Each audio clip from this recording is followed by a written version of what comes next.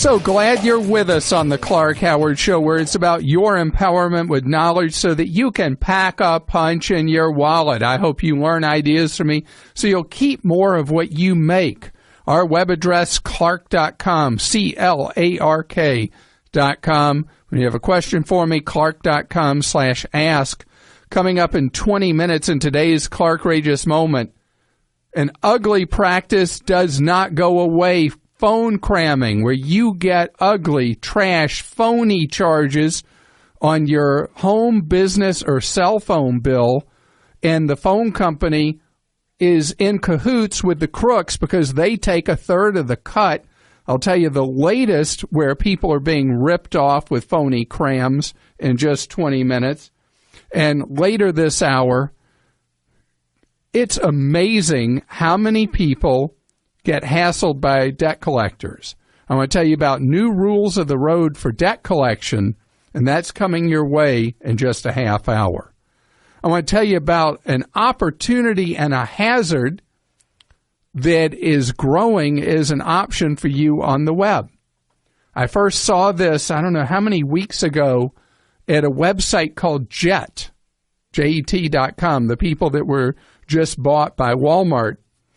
When you go to shop at Jet, they make it really transparent that you have a choice between buying something with normal liberal return rights or that you waive the right to return merchandise unless it's broken or defective. And in return for waiving the right to return, you get a cheaper price. Jet goes further, and if you'll pay with a debit card instead of a credit card, you get to buy merchandise even cheaper.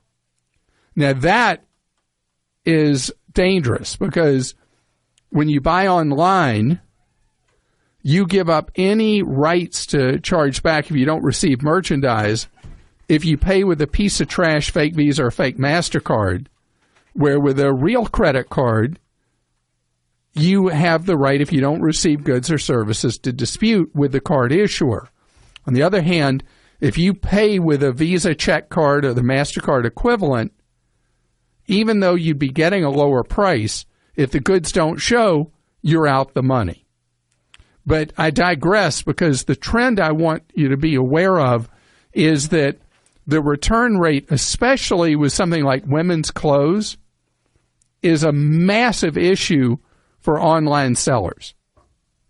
Because a big percent of the things ordered are sent back. And because return privileges have been so simple and usually free, it's not been at all unusual for people to order, let's say a woman might order 6 different outfits and 4 different pair of shoes and treat the delivery of those items almost as having gone to a store, try everything on, maybe keep one of each and send everything else back and get a credit.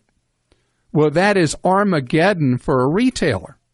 So if you know exactly what you want and you don't need the privilege to have the ability to return without any fee, you should consider the variable pricing that will definitely be in play through this Christmas shopping season.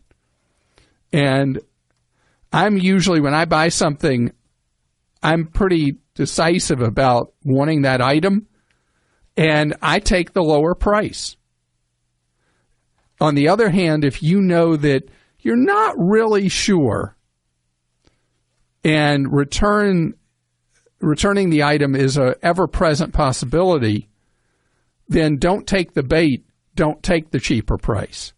But for me, without exception, when I've been made an offer like the ones on Jet for the cheaper price without right to return, I take it. Grace is with us on the Clank Howard Show. Hi, Grace. Hi, Clark. How are you? Oh, my God. It's such an honor. I'm a big fan.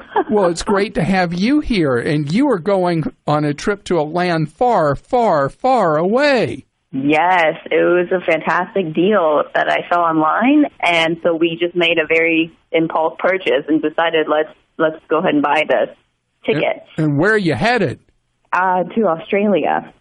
What a great place to go. Yeah, I'm very excited. Very the excited. drive-thrus, though, are backwards. Oh, yes. That's one of the concerns. So that brings me to my question. I remember when I was in Australia, and I'm so cheap, I won't pay for an automatic in a rental car. Oh, wow. And so you're driving on what we consider to be the wrong side of the road. They think the left is the correct side of the road. And the gear shift, the stick shift, is on the backwards, too.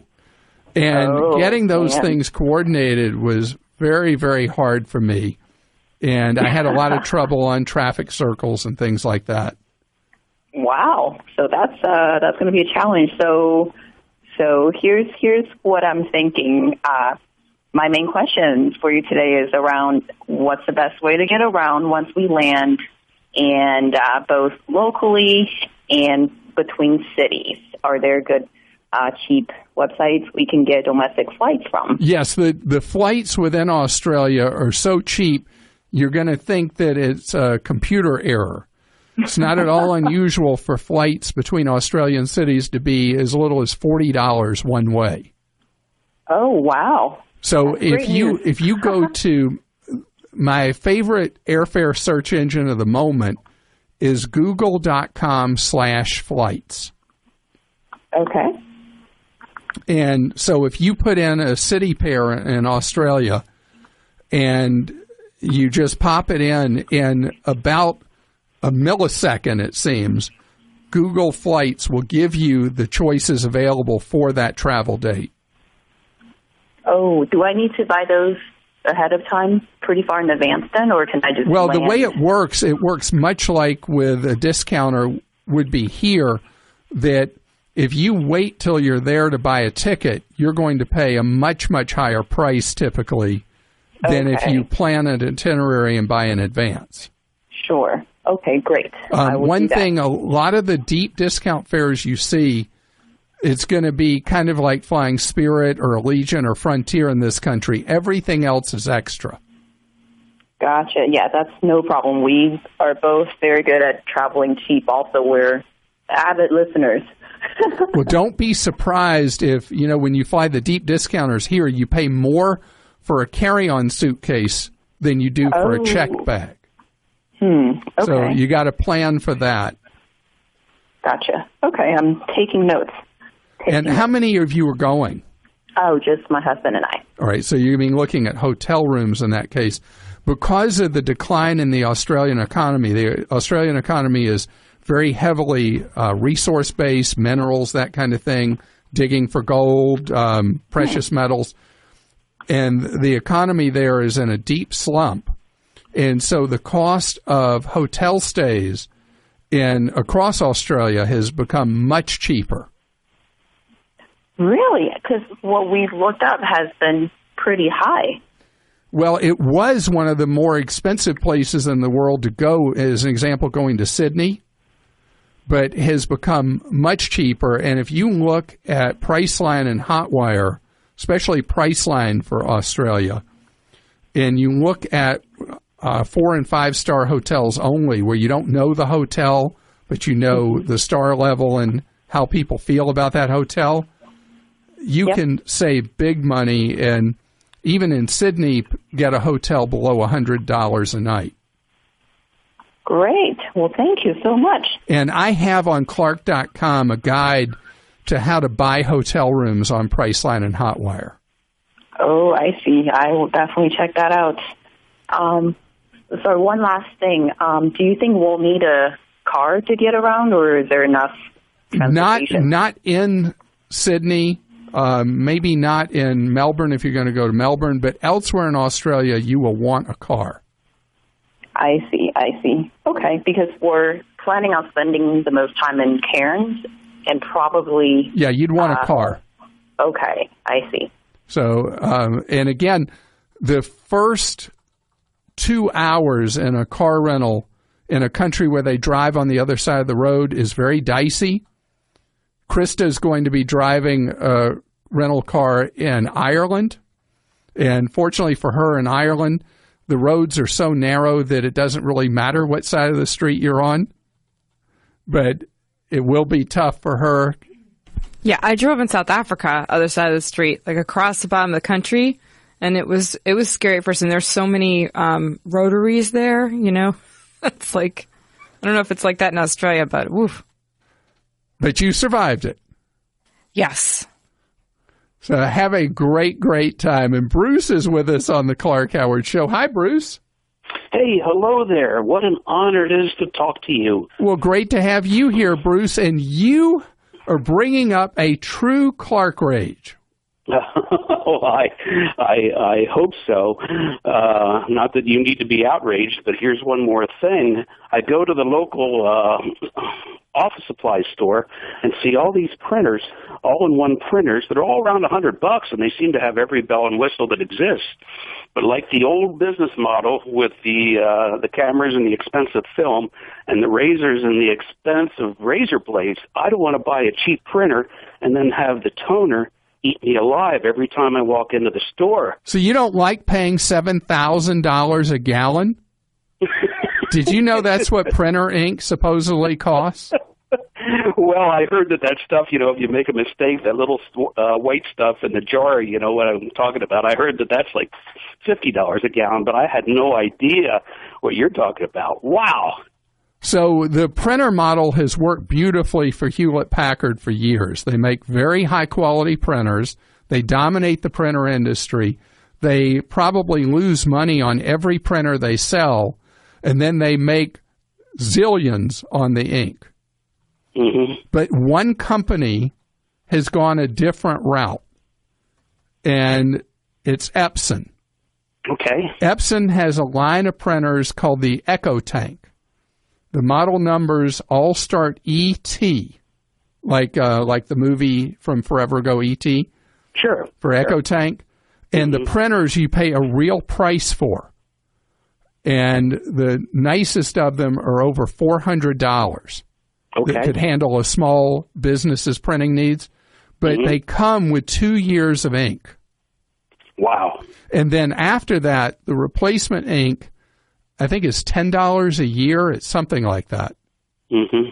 So for someone doing any meaningful printer volume, doing the Epson Echo Tank, even though you pay so much more money up front, because the cheapest one of their printers is $200 and something, it's way worth it versus what you pay for the cartridges, even the first time you need new cartridges for a Hewlett-Packard. Well, that's great to know. That is absolutely fabulous to know. What I don't understand, though, is how did they decide to go this direction with the business model being so strongly swayed in the other direction? Oh, because it works. I mean, why does Gillette lose money on every razor handle they sell? It's so that they can get you buying their frightfully, incredibly pricey blades. The same business model. So it's proven that when somebody goes in to look at printers, they look at the features and they look at the price of the printer, and they never think about what that ink is going to cost that goes in that printer. So Hewlett-Packard is doing what the marketplace tells them they should do. But if you can run against the tide of the marketplace and do what's best for your wallet long term, the Epson Echo Tank is in a class by itself. You know, the enemy of our wallet is lack of clarity, and you see it with the bills you get. Think about some of the bills you get from technology companies that you can't figure out, heads or tails, what in the world you're getting billed for. Well, in that confusion, well, it makes it really easy for criminals to march right in and steal your money. It is today's Clark-rageous moment. Scams, rip-offs, outrages. It's a Clark-rageous moment. AT&T is getting fined again and having to pay restitution again for helping crooks steal money from its loyal customers through doing what's called cramming, where crooks put through phony charges on your AT&T phone bills And then because people don't read through the million pages, or worse, people have e-bills coming from their cell phone company, they don't see or know what's actually making up all the charges on their bill. It makes it super easy for the criminals to put through totally made up things. Could be charges for any innocuous phrase, could be telecommunications services, could be directory, whatever, anything like that. And then the phone company, as best people have been able to determine, the phone companies get a third of the cut for taking the money from the criminals and looking the other way. AT&T has already had to pay over $100 million for helping the crooks steal from you. This time, they're only having to pay almost $8 million for helping the crooks steal from you.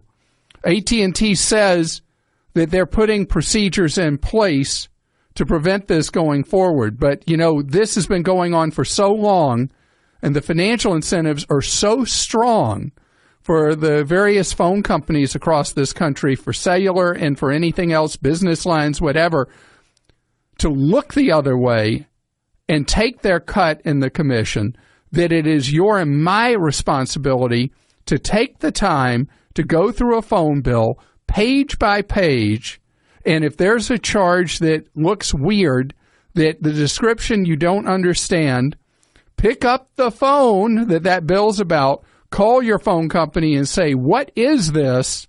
Because it's your money going down the drain. How would you like to get access to 10,000 new and archived episodes from your favorite podcasts? Plus exclusive interviews from iconic names like Seth MacFarlane, Bryan Cranston, Kevin Costner, Michael Moore, Seth Rogen, and many others. And it'll only cost you 14 cents a day. Are you kidding? Then you want to join Podcast One Premium. It's all available on demand right now, exclusively at podcastone.com. Premium members have access to exclusive bonus content from hosts like Adam Carolla, Shaq, Heather Dubrow, Nick Ritchie, and more. They also get to participate in giveaways and members-only community events. If you're a premium member, you can even become a featured writer in the fan blogs. It's entertaining, affordable, and mobile. But that's not all. If you subscribe for a 2-year membership, you'll get a $50 gift card. So don't wait. Join Podcast One Premium now. Go to podcastone.com and click on Premium.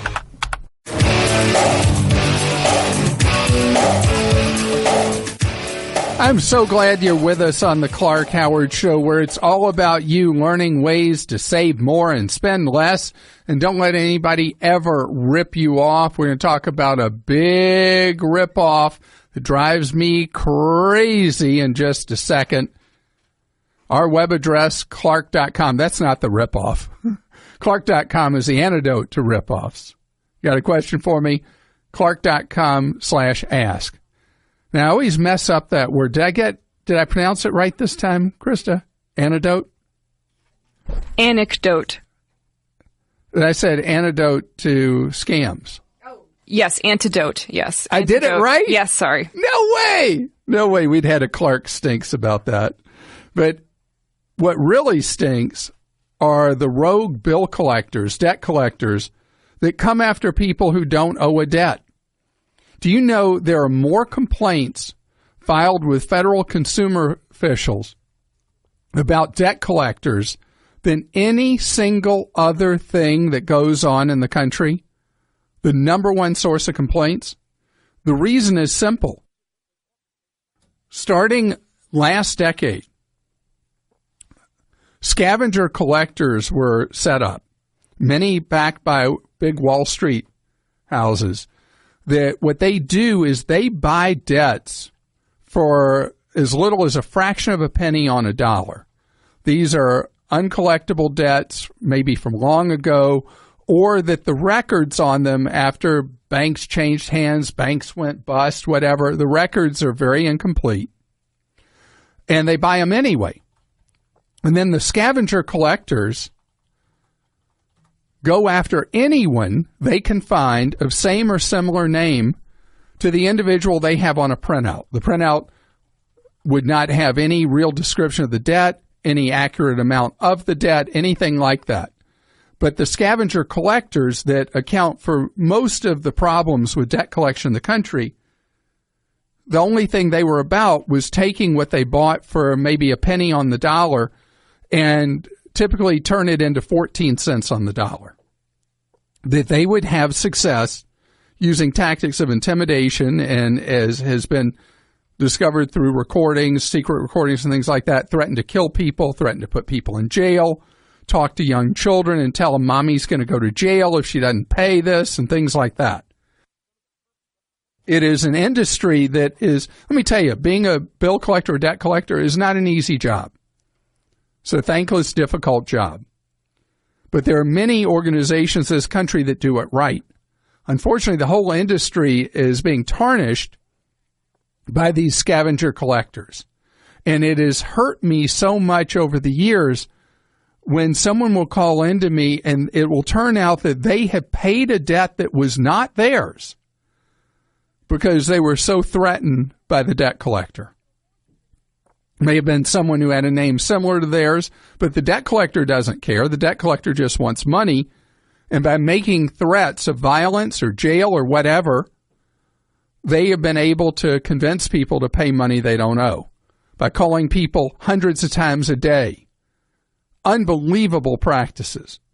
Well, the good news, with the support of the legitimate debt collectors in the country, new federal rules are going into place that are being phased in that will require some things that are so basic you can't imagine.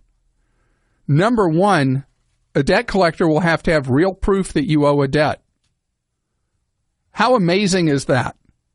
I want you to think how extraordinary that statement is. That it would take new regulations to require that a debt collector actually collect a debt that they know is a real debt. Because right now it doesn't play that way. And that is great news. The second thing you should know is that debt collectors will no longer be allowed to sue against a debt that they know is past what's known as statute of limitations. Debt collectors, depending on the state, have a period of time that a debt can be then the source of a legal action against you, where the debt collector would get a judgment against you, the lawyers working for the debt collector, and then they'd be able to enforce that judgment by seizing money you might have in a bank account or taking a portion of your paycheck from work. Today, the standard tactic of scavenger collectors is to sue against a debt, not even knowing that they're suing the right person or the right amount of money being sought, to sue against a debt that may be 15 or 20 years old, even in a state where the statute of limitations may have been 3, 4, 5 years. You don't even know, in most cases, that a legal action has been filed against you. And if you don't show up in court, the judge automatically grants a judgment against you. And you end up legally required to pay a debt that you don't legally owe. These practices, as long as the scavengers comply, and a lot of the scavengers will disappear because they'll no longer be able to operate in this crooked, dirty, illegal space they operate in. A lot of them will cease to exist. But what I want you to know is you already have rights when it comes to a bill collector. And my rule number one is never, never, never, not ever pay a debt that you do not believe you owe. If it's a debt that you don't think is a valid debt, do not pay because somebody is screaming at you, cussing at you, yelling at you, saying bad things about you, or threatening you with jail or whatever. Do not allow them to intimidate you. I have information for you at Clark.com on what your rights and responsibilities are. And if you owe a debt legitimately and you can pay it, you should pay the debt you owe. This is not about that. This is about people that are on the wrong side of the law, using the law to cheat people, and it is, fortunately, coming to a halt. Terry is with us on the Clank Howard Show. Hi, Terry. Hi, Clark. How are you doing? I just wanted to tell you, and I don't want your team to ever get tired of hearing how much we appreciate you all and all the work and hard work that you put in. And you are my treadmill buddy because I have your show is because I put your podcast on when I do my treadmill work. Well, good for you. And by the way, you give me way too much credit. It is the team that makes this happen. I am, if anything, the figurehead. That's awesome that you recognize them like that. Clark, my question was, we have rental properties, and I am sure that I heard someone call in with this question, and but I wasn't for sure that we can. My husband and I could each do a Roth under those LLCs. Is that correct? That is not correct. Oh, shoot. Okay. But it doesn't matter because if you have earned income from these properties, you're making money from active engagement in a business, you are eligible to put money in a retirement account. As long as you have earned income, you can put money, $5,500 each, into a Roth IRA. And you can also put, if you are past age 50 like I am, you can put $6,500 in. But there's another thing. With a business or a profession, there are other retirement accounts you very well may be able to do. These LLCs for these rental properties, is this how you earn your living? No, it is just a side job or side business, I guess you would say. But you actively manage the properties? Correct. All right, because there's always this thing with real estate, when's it passive income and when's it active income?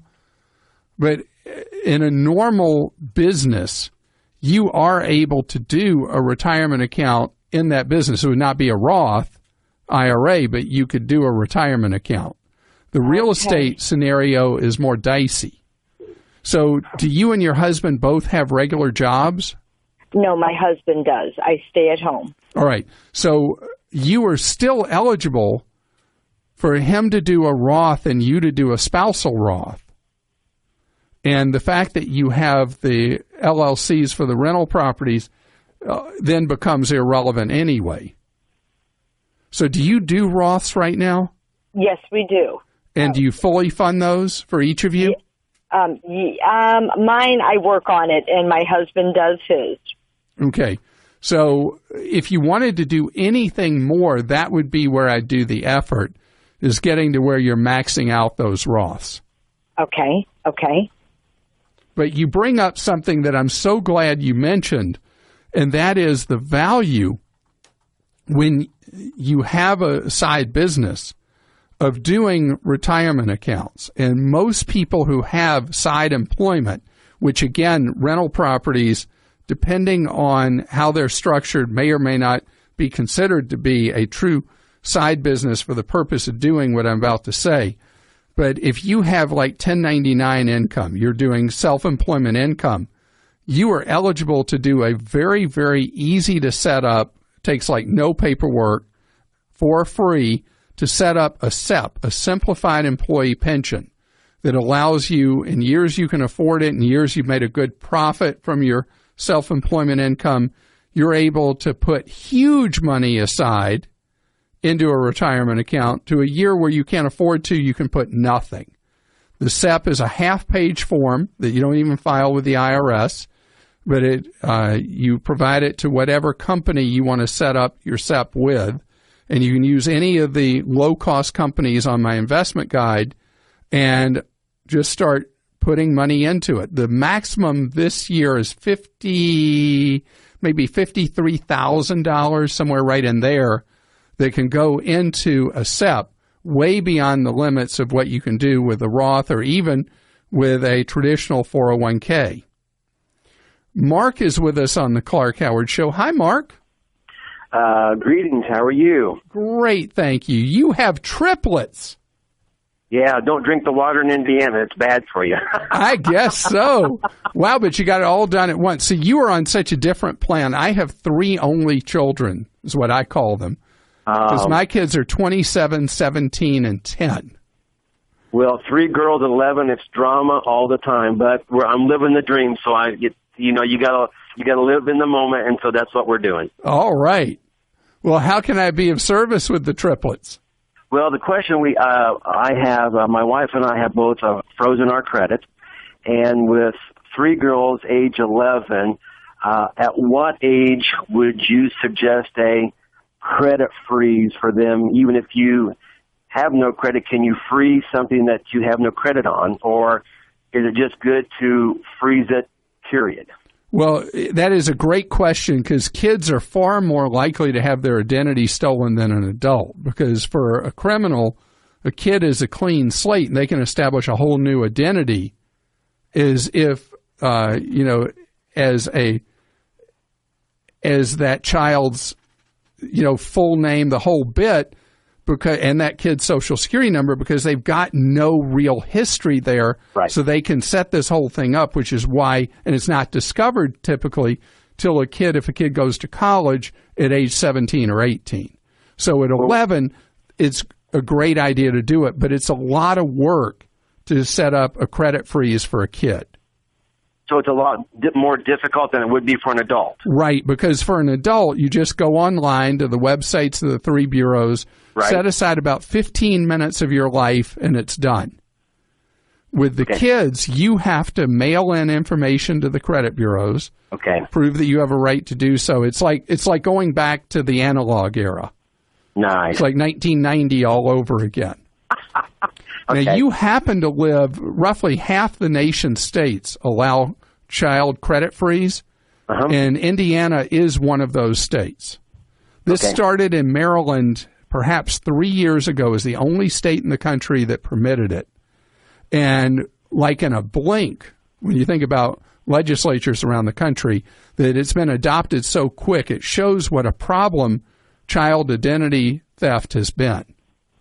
We were not going to we were not going to do that, but then about a year ago, we got a letter from a quote-unquote a big healthcare company said, you were one of the millions of people whose files maybe had been compromised, and so that's when it came on the radar, like, should we or shouldn't we? So I'm just looking for wisdom today to see what if you're willing to set the time aside for triplets, you figure it's going to take probably 90 minutes of your time.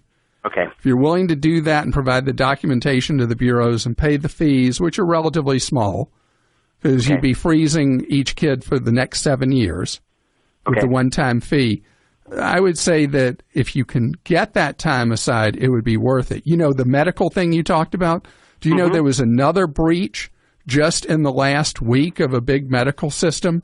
No. And millions of people's information is out there right now, and it affected all kinds of information. The medical system is one called Banner Health, and it hit just under 4 million people. Ooh. And apparently the criminals have deep records potentially on people with way beyond just Social Security numbers. So the criminals have been very clever about going after people's medical records because the medical providers have such extensive files on us that it is a treasure for the crooks and really a hassle for us. Danielle is with us on the Clank Howard Show. Danielle, you are watching out for your wallet. What did you find lurking in your bank stuff? I found a $5 a month maintenance fee that I've been being charged for the past 6 months. Yuck. So you had free checking, and then suddenly your bank decided you were no longer free? No, it was a savings account, and when it was rolled over from some money that I inherited so I didn't even open the account. So when I turned it into a statement savings versus a passbook savings, I made sure to ask, are there any minimum balance fees? Because I keep all of my money in a smaller local community bank because I listen to your show. And I work in Manhattan, so I wanted to be able to have access to cash if I needed it. So that's why I had to keep this little account with the mega bank open. And I was told up there, no, there's never going to be any sort of fee. You don't have to keep a minimum balance. But they lied. They do. So what liars, happened? yes. What happened when you discovered they had run off with $30 of your dollars to that point? I went to a branch in Manhattan near where I work, and when I questioned it, they tried to blame me, and they gave me this runaround. Oh, no, your account was transferred to a new kind of account, and you should have read the mail. We sent. Oh, quick! We are almost out of time. Mm-hmm. Were you able to get your money back? No, because the account was closed before they could refund it. So closed? Oh, there's a mystery there. Hang on just a second. I got to hear that mystery. When you're going to buy a car, pricing information is great and necessary. But there's more to doing it than just the price. There's the actual buying experience. If you want to enjoy a better one, you should go to a True Car certified dealer. They're there to help you find the car that you want, and they're also what make True Car unique. With True Car, you can connect with a local certified dealer that you choose, so you can lock in a guaranteed savings off the MSRP and enjoy a totally better buying experience. And by better, they also mean faster. Over 2 million cars have already been sold to True Car users who have visited their True Car certified dealer. And there are over 11,000 True Car certified dealers nationwide, so it's probably pretty easy to find one near you. And check this, for a new car, average True Car users save $3,279 off MSRP. All right, so you're probably wondering, how do I do this? It's easy. Just go to TrueCar.com or, right there on your phone, download the True Car app. You can find the car you want, see the True Car pricing curve, which shows you what other people in your area paid for the same car, and that way you can know you're getting a good price and feel confident. Then you'll get a guaranteed savings certificate from the True Car certified dealer. Go to the dealer, and your guaranteed savings off MSRP will be honored, and you enjoy a quick, easy experience. How's that for car buying? So when you're ready to buy a new car, or even a used one, visit TrueCar.com or download the TrueCar app and enjoy the better car buying experience. Some features are not available in all states.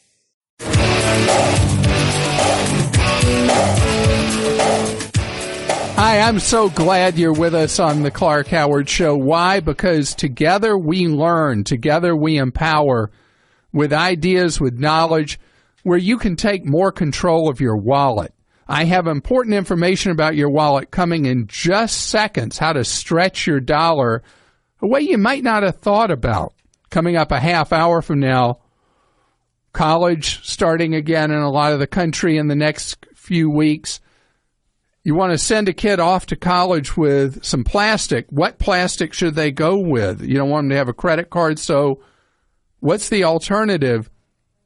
There are these prepaid cards. How do you know if they're good or they're trash? I'm going to tell you what you should look for. Let's say for any reason you need a prepaid card. How do you pick the right one? I have the latest info for you coming up in just 30 minutes.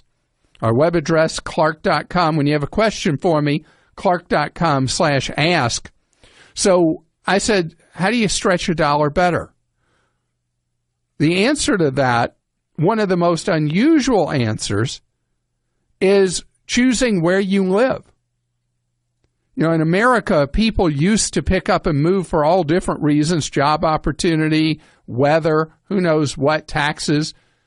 Today, people don't move as much. A lot of it has to do with two-income households.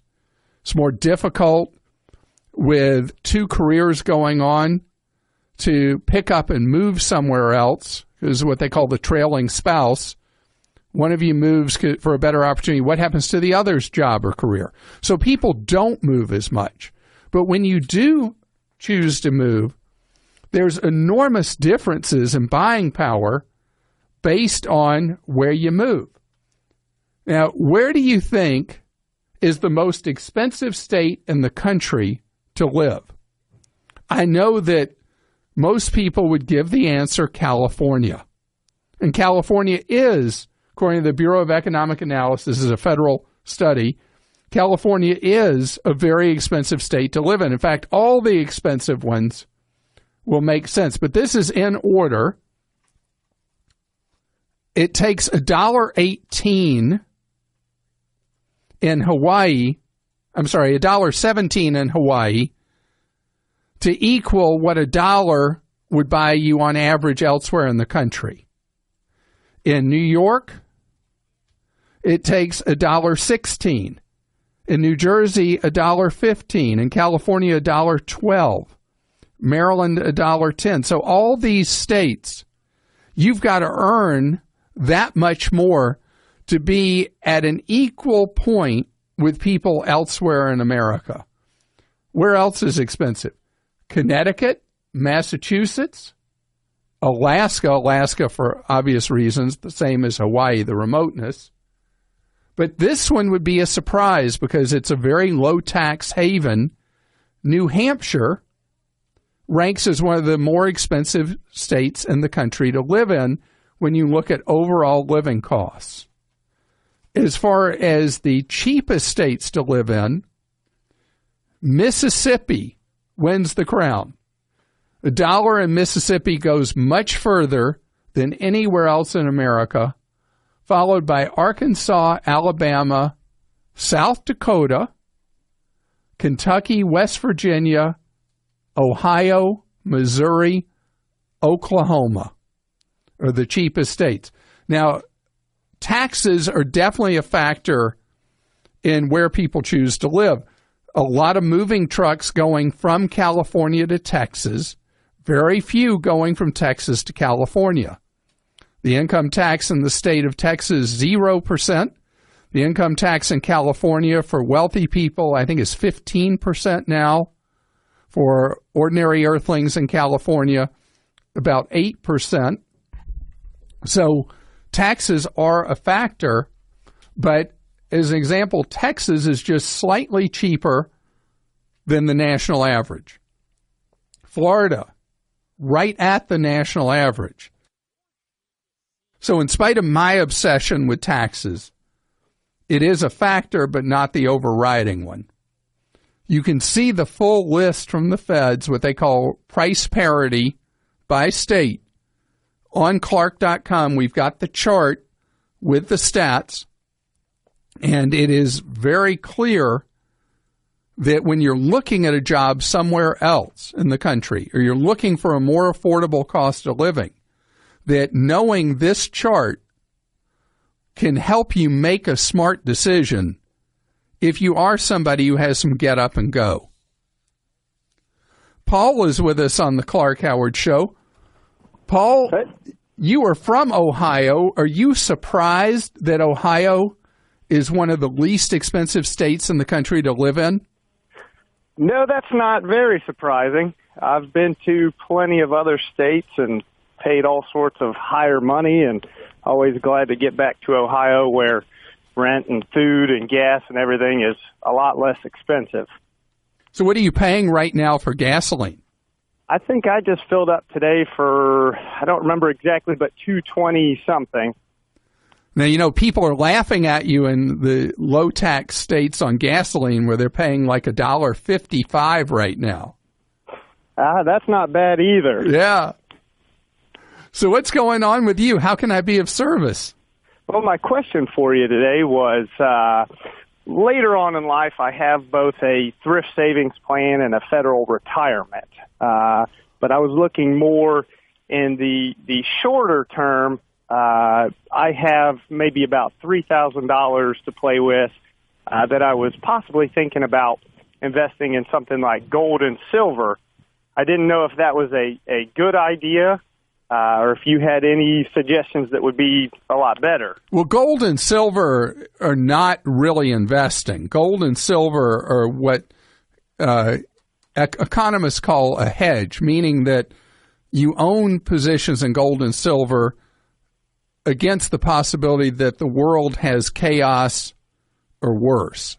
You know, that those investments, if I'll use your word, in gold and silver, are really there as like an emergency source in the event that we're hit with catastrophe, because they do best during times of calamity and do terribly in good times.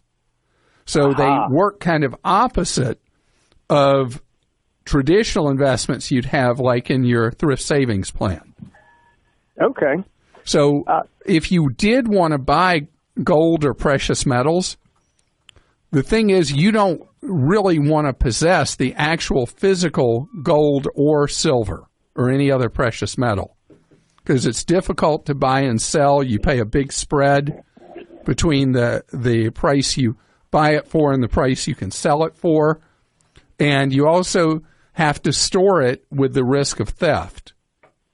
Yeah. So what I advise instead of that, if you wanted to take this money and use it as a hedge against bad times, is that you buy a fund that is a gold fund or a precious metals fund. And I have a guide at Clark.com on how to go about doing that. Okay. But this $3,000, is it emergency rainy day money if, let's say, the transmission went out in your car or something like that? Or how would you pay for an emergency in your life? I have a separate bit of savings for that. This would be in surplus to my rainy day. Right. So if you felt like the world was going to have a rainy day and you wanted to put some money in gold and silver, that would be fine. But you should never have more than 10% of the money you have available for investments in commodities or gold or anything like that. Okay, so no more than 10%. And I mean of your overall picture. Okay. Well, that's good to know before I go running out and trying to purchase all that. So you said a hedge of gold and silver. Gold and silver is a hedge, meaning it's for bad times, not for good times. Aha. So Okay. your thrift savings plan, if you're invested in the stock type choices in it, it's investing for the future based on the fact that over time the world economy gets larger, companies generate more profits over time, and you ultimately end up with more money to live on in retirement as a result. Okay. Gold and silver don't actually make anything. They don't produce anything. They're only there as something that people can hold on to that's something they feel secure with in insecure times. Liz is with us on the Clank Howard Show. Liz, you have something that no one should ever use the word investment for. What is it that you're stuck with? Hi, Clark. I have a timeshare in Mexico. I am very sorry.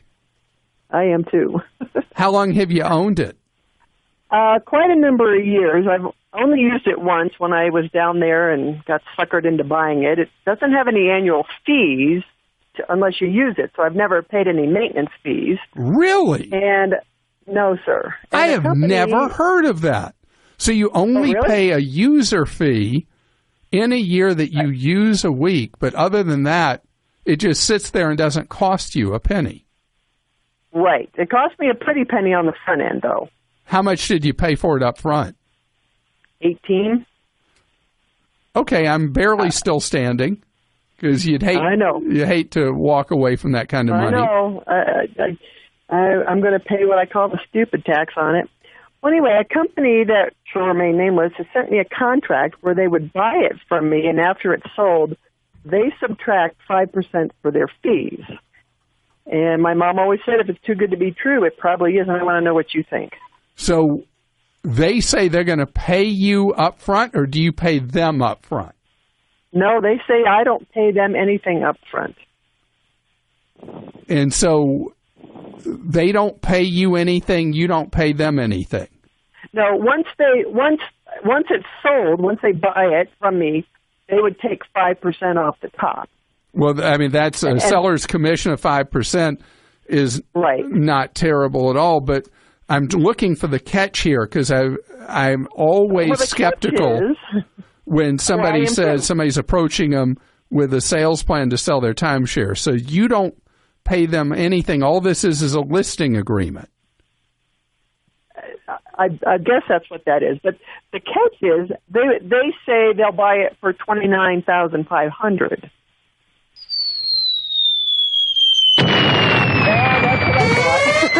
There is no chance. You know, most of the calls I get about timeshares involve people having to pay thousands just to get out from under them. not getting paid money, and certainly I have never heard of a circumstance, and never is a strong word. This is my 29th year on the air. I have never had a caller say that they made money selling a timeshare that they bought from the original developer. So I can tell you there's now with you telling me that there's a 100% chance that's a scam. Okay, thanks very much for your advice. I appreciate it. But I must tell you, yours is the best circumstance I can ever recall with the timeshare, that you have your what they call sunk cost in it, what you paid up front, but that they're not bleeding you every year for it. That is shocking and fantastic.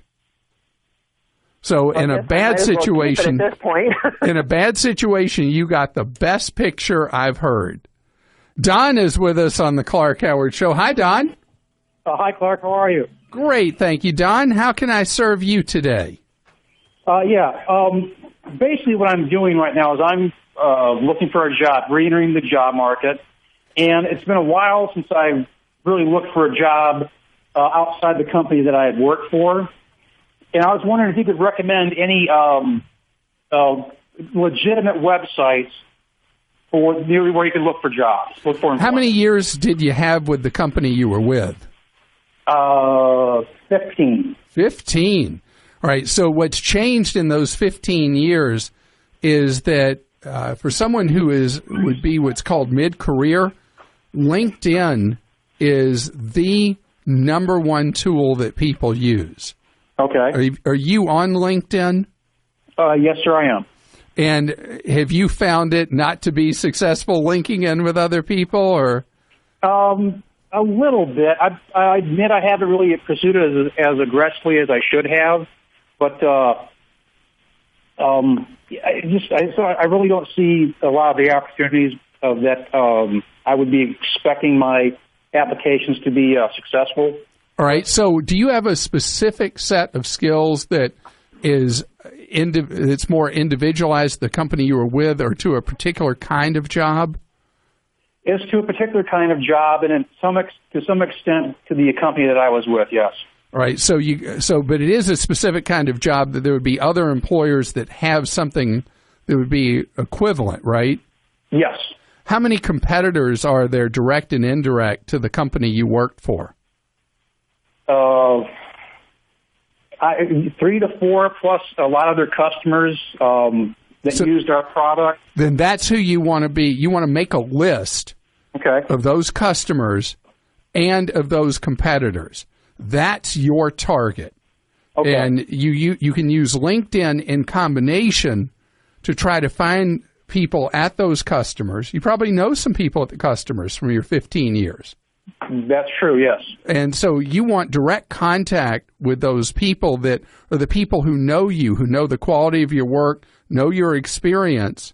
So you don't want to just be a disembodied person. You want to be the person they know, and that's why you start with the people that you know. So I would start sitting down at a computer or sitting down with a pen and paper and start thinking through all those companies that you interacted with over the years.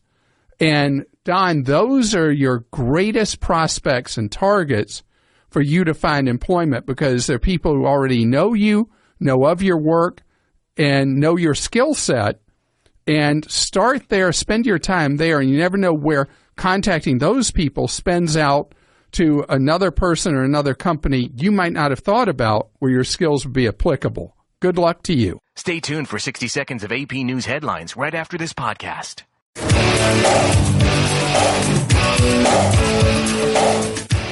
I'm glad you're with us on the Clark Howard Show, where it's about you learning ways to save more and spend less, and don't let anybody ever rip you off. On the web, we're at clark.com. You got a question for me? clark.com/ask. Hey, by the way, before I forget, you know that we have our Clark deals, and you can see the latest, greatest deals out there to stretch every dollar on clark.com. And the deal site is set up for you to know deals on different consumer items, travel, you name it. We also have the daily newsletter. And Krista, with the newsletter, you can receive it 5 days a week, or if that's too often? So our deals newsletter is 5 days a week. We just give you the best deals of the day that we've found. And then we have our Clark Said newsletter that goes out 5 days a week, or if you are unhappy receiving it that much after you've been doing it for a while, you can go to unsubscribe and sign up for our 2-day instead. But we do have a 5-day-a-week newsletter, and we have great stories on there every day. So the idea is to help you do exactly what the mission of the show is: save more, spend less, avoid getting ripped off, either with the Clark Said newsletter or with the Clark Deals newsletter, hitting you with the latest, greatest bargains. I want to talk about something that was a terrible, terrible ripoff at one time, went into kind of a gray, murky zone, and now there are actually good things available in stored value cards. Stored value cards or prepaid cards are a product that has a segment of people that it's perfect for. Maybe you have a teenager going off on a school trip or a field trip or something like that, and you don't want to send them with a lot of cash. You don't want them to have a credit card. So you send them with a stored value or prepaid card. The card could have an American Express, Visa, MasterCard logo on it, something like that. And this is an area that was overrun with trash. Cards with all kinds of junk fees, rip-off fees of every imaginable kind, fees to check your balance, fees to withdraw money, fees to go to an ATM, fees to breathe, everything. And on top of it, no consumer protections at all. Well, I'm really happy to report to you that there now are some prepaid cards that if you're sending a kid off to college or anything like that, you can feel comfortable and confident sending them with a prepaid card. And in the September issue of Consumer Reports magazine, they've dug deep into the prepaid cards, and still there are a bunch of them that are horrendous. So if you are in a convenience store, a corner drugstore, or whatever, and you see, or a discount store, and you see a prepaid card, it's different than a gift card. There's a card that you end up getting your name on, your kid's name, whoever. The name goes on the card. It looks like a regular credit card, but the money that's available is whatever money you have stored on the card. And it can even take on all the features of like a normal bank account, checking account. It can have checking, savings, spending, ATM access, all those things. Well, without noticing, you could buy a card and not realize that most of the money you put on it would be destroyed by fees. On the other hand, there are other cards that are completely straight up, honest, decent. One card came out tops in Consumer Reports survey, and it's the same one that I have sung the praises of for years. It's the Bluebird card that's available at bluebird.com, or you can go in a Walmart store and get a Bluebird card. But the Bluebird card, which works like an American Express card, as long as you are paying attention to the hoops you jump through, it's fee-free to use at ATMs, and it works beautifully as a payment card for someone who you want to give the ability to have money away from home and not have to give cash. In the Consumer Reports survey, it won not just the top score, but it won a great score, far above most banks or bank products. The Chase Bank comes in second with a Chase Liquid Visa card. It doesn't get the value rating that the Bluebird card does, but it did come in second place.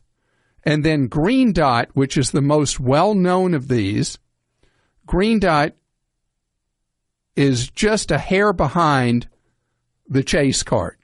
So I'd call that win, play, show if you're into horse racing. Or I guess lots of gambling has win, play, show.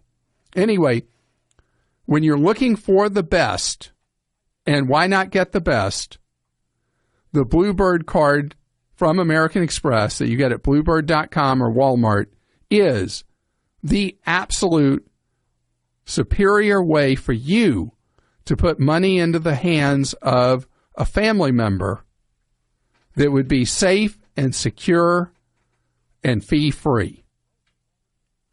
Judy joins us on the Clark Howard Show. Hi, Judy. Hi, Clark.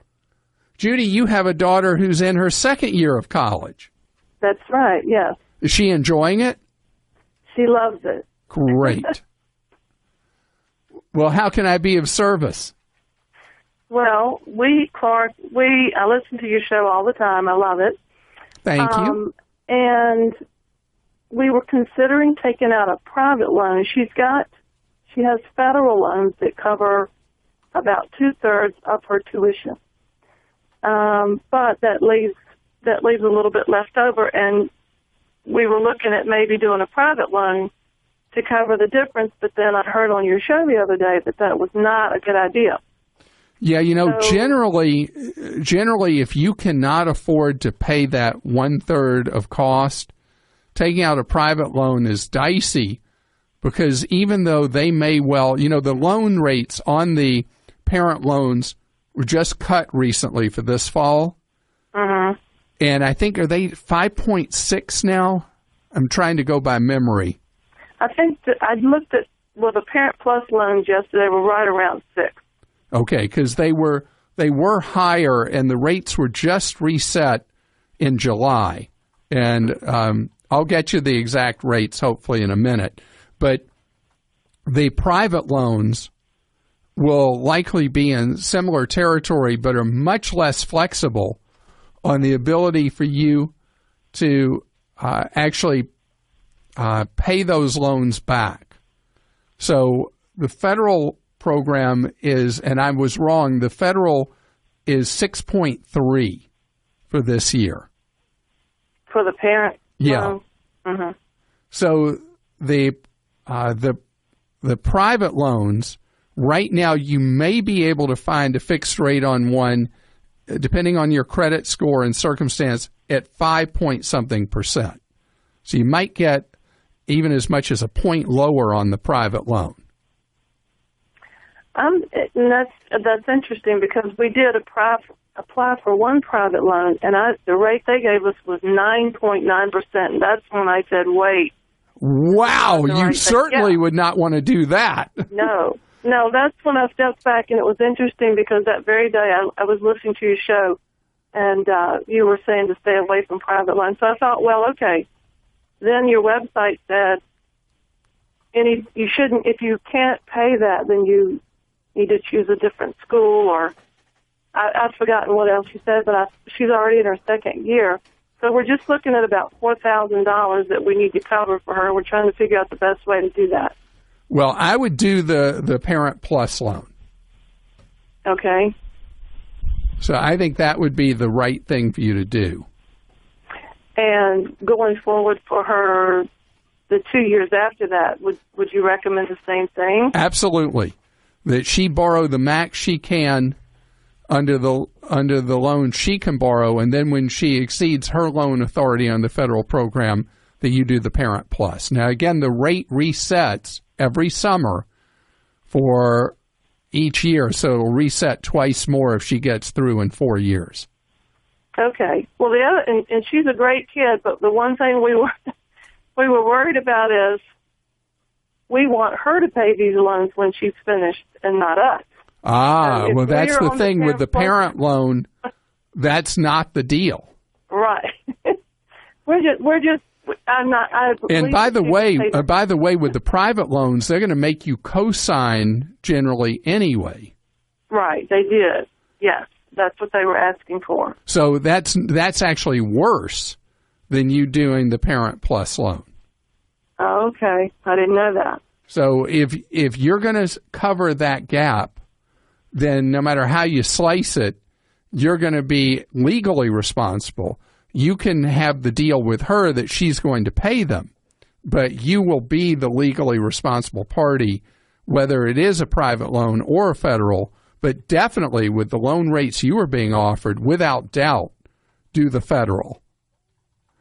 Amy's with us on the Clark Howard Show. Hello, Amy. Hey, Clark. So you got extra surplus money hanging around. Not too much. You don't? No.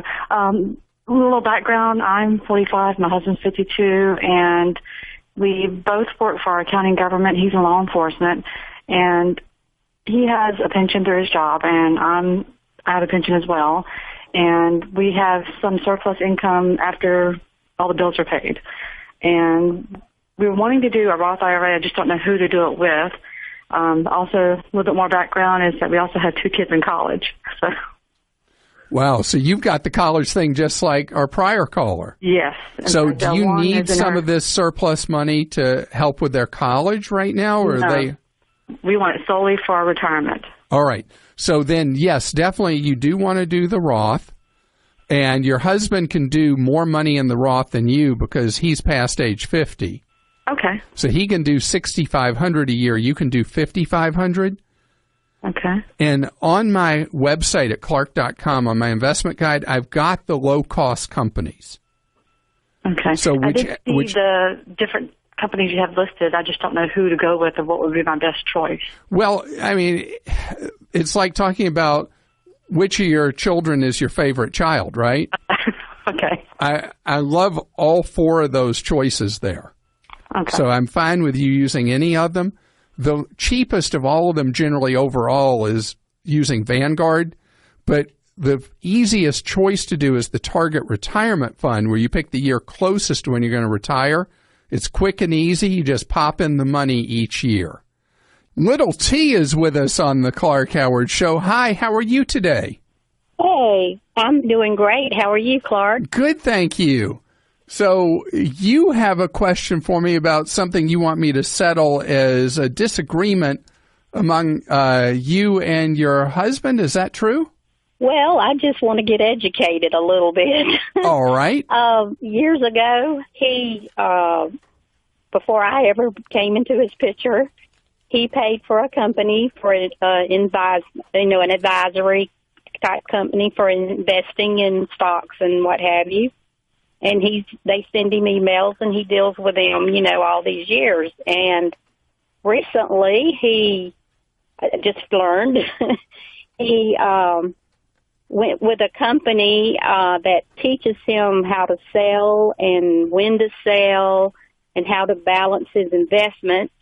That cost him $3,000. And then a book he read about a man who has different strategies on how to invest and that follows very successful investors, which was another $3,000. And I'm thinking, wait a minute, you've got 3 people here advising you on how to do your stocks and your shares and what have you. So this is not where he's hired somebody who manages his money for him. He's paying people for their system about how to get rich off of investing, that you buy now, sell now, you buy this, you sell that, on like that? Something like that, yes. I'm still in the dark on it myself, but I'm like, but how can you get advice from 3 different companies on the same subject? Sure, because everybody has their own. Different people telling you 3 different things. Who do you believe in? Who do you trust to go with? And are you going to lose all your money or get rich, Right. So my thing is I don't like any kind of market timing thing at all. So I'm the wrong one to ask because I don't care if it's 1 of these or 3 of these. It's not something I believe in. Mm-hmm. My philosophy about investing is that the whole idea of buying somebody's guidance about you should be doing this right now, or the moving average of this, that, or the other is this, and the red light, green light systems, buy now, sell now, blah, blah, blah. To me, that's a form of gambling, and that has nothing to do with investing. It's being a speculator, a gambler. And so that's not, I don't have anything in my wiring in my brain that I could say even a little bit that would be a good idea. Okay. But that's my own bias. And you're not exactly sure what it is he's doing, but it's obviously distressing you that all this money's going out the door. Exactly. I mean, $6,000 is a lot of money to spend on somebody's advice, and you don't even know if they're going to give you the right advice or what have you. And does he have any returns to show for it? Like, has he been able to take money and turn it into a huge pile from using these things over the years? I have no idea. When we got married, I didn't get into that. I didn't get into his business. I just, we got married and we kept our things separate and all that. But so are you worried he's going to end up broke doing this stuff? Well, I just hope he don't, lose his money. I mean, okay. He's very frugal and he plans for the future. I'm very impressed with him. He's a brilliant man in a lot of ways and all, but when I can't go spend $2 for a cantaloupe and I see him spend $6,000 for people's advice, I'm like, wait a minute. Well, I don't want this to be a source of friction and tension between the two of you. No, I don't either, but I was like, I'm just so confused and I listen to you every chance I get and I admire you and I respect you're very wise in all aspects of life, and I enjoy listening to your show whenever I get a chance. And well, you're so kind to say that. Do you think there's any chance that you could encourage him to call me and he and I could talk through what he's doing? Sure. That's what I'd really like, because I hear you love him very much. I hear that, and at the same time, he's distressing you. Yeah. And he's not really sharing with you what he's up to. So that's why maybe I could be of some help if you could encourage him to call me. Hang with me.